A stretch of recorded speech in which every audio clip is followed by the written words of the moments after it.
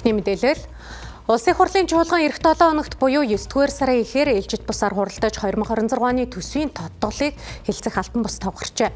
Засгийн газар улсын төсвийн зардлыг 1.4 их 80 төгрөгөөр танах төслийн өргөн барьсан бол үүнийг улсын хурлаар хэлэлцүүлэхийн өмнө Монгол Ардын нам Арчис намын бүлгүүд маргааш их тэнгэрт хаалттай уралдахаар тохиорчээ.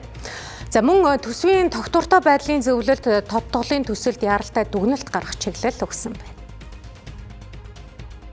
Эхний ээлжинд эрх баригчид дотооддоо учраа олно. Тиймдээ ч улсын хурлдах Монгол Ардын нам Арчис намын бүлгүүд маргааш их тэнгэрт хаалттай уралдахаар төлөвлөсөн гэх мэдээлэл байна.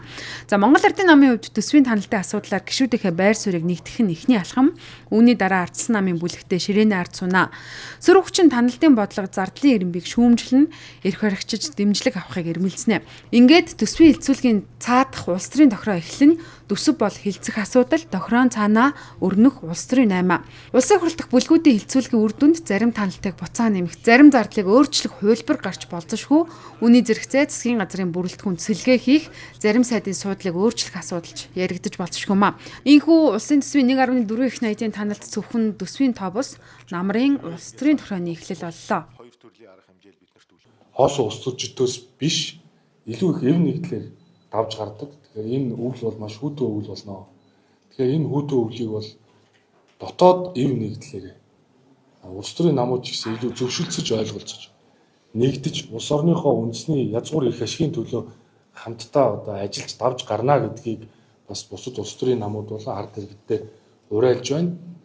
Би одоо сайн мэдэхгүй байна. Би одоо бүлгийн дарга наадах ч сайн мэдэхгүй. Бид нэр өнгөрсөн 7 хоногт Арчис намын бүлэг ээлж төсөөр хуралдаад асуудлыг яриад л явж байгаа. Ерөнхий сайд учрлын хувьд төсвийн тодтголоо батлуулахын зэрэгцээ засгийн газрынхаа улс төрийн суурийг бэхжүүлэх шаардлага тулгарч байна. За энэ хүрээнд зарим сайдыг чөлөөлж оронд нь улс төрийн дэмжлэг авчрах хувилбар ярьж болзошгүй. За тохироо бүтвэл засгийн газар бүрэлдэхүүндээ сэлгээ хийж доктортой байдлаа хадгална. Харин тохироо бүтлгүүтвэл төсвийн маргаан засгийн газрын хувь заяаны асуудал руу хальж мэднэ. Төсвийн доктортой байдлын зөвлөлийн дүгнэлт дараагийн алхмыг илүү тодорхойлно.